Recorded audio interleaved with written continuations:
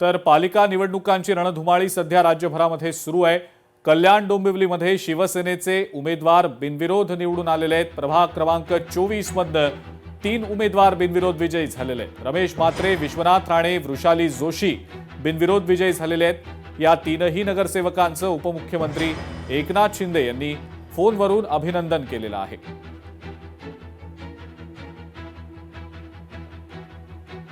हे तिघ झाले आणि राजेश मोरे पण झाले आणि पवन झाले 4 झाले आणि पवनची वाईफ आहे पवनची वाईफ अभिनंदन। चला आता बाकी वार्डात काम करा तुम्ही। ओ रमेश शेठ राणेजी विश्वनाथ तुम्ही आता बाकी वार्डात काम करा। बाकी वार्डांमध्ये हा मुंबई नाही कल्याण डोंबिवलीत पहिलं करा। डोंबिवलीत करा, मुंबई नाही हो। ठीक आहे ओके। तुमच्या आशीर्वादामुळे सगळं घडलंय। डॉक्टरांचा मोठा सहभाग आहे। हो पब्लिक जनता आशीर्वाद जनतेचा आशीर्वाद आहे। चला ठीक आहे धन्यवाद। चल पवन अभिनंदन, जोशी अभिनंदन। यस यस मॅडम तुम्हालाही अभिनंदन।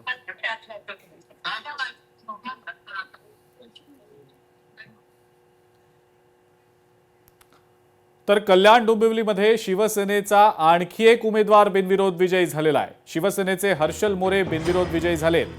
सर्व अपक्ष उमेदवारांनी माघार घेतल्यामुळे त्यांचा बिनविरोध विजय झालाय। त्यामुळे आता केडीएमसी मध्ये शिवसेनेचे एकूण 4 उमेदवार हे बिनविरोध नगरसेवक बनलेले आहेत।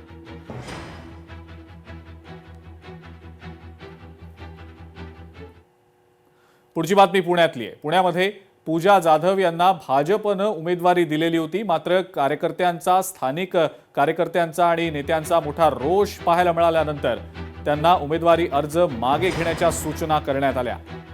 स्थानिक भाजप कार्यकर्त्यांनी त्यांच्या उमेदवारीवर मोठा विरोध केला गेला होता आणि त्यानंतर हा अर्ज मागे घेतला जावा अशा सूचना केल्या गेल्या। अर्ज मागे घेतल्यानंतर कार्यकर्ते भावुक झाल्याचं पाहायला मिळालं। त्यानंतर पूजा जाधव आणि त्यांच्या पतींनी एक पत्रकार परिषद घेतली। या माझी पत्नी सोशल मीडियाची बळी ठरली आहे असं वक्तव्य धनंजय जाधव यांनी केलंय। आम्ही प्रत्येक जण प्रत्येक भूमिकेशी प्रामाणिक राहिलो आणि सोशल मीडियाचा बळी जो असतो तो बळी आज माझी पत्नी ठरलेली आहे। ते कसं तर त्याचे व्हिडिओज मी तुम्हाला देऊ शकतो। जे शब्द माझ्या पत्नीचे नाहीत ते शब्द तिच्या तोंडामध्ये घातले गेले। आदरणीय देवेंद्रजी फडणवीसांविषयी आरक्षण मागतोय तुमची बायको नाही असं स्टेटमेंट केलं। त्याचा ते हिचं नव्हतंच, माझ्या पत्नी पूजा जाधवचं नव्हतं, ते दुसऱ्यांचं होतं, ते दाखवले गेलं। या 8 महिन्यामध्ये एखादी मुलगी येते, भारतीय जनता पार्टीची उमेदवारी मिळवते। त्यांनी पूर्ण प्रकारे प्रभाग क्रमांक 2 मधून निगेटिव्ह व्हिडिओ बनवले। त्याचबरोबर मी मराठा आरक्षण चळवळीमध्ये काम करत असताना त्यावेळेस आम्हाला राज्याचे मुख्यमंत्री आदरणीय देवेंद्र फडणवीसांना मराठा समाजाच्या भावना व्यक्त करण्याची संधी भेटत होती। मुंबईमध्ये पहिल्यांदा मराठा क्रांती मोर्चा झाला, त्यावेळेस मी वयाचे 20व्या वर्षी असेल। त्या समाजाच्या भावना मी मुंबईच्या त्या स्टेजवर मांडल्या।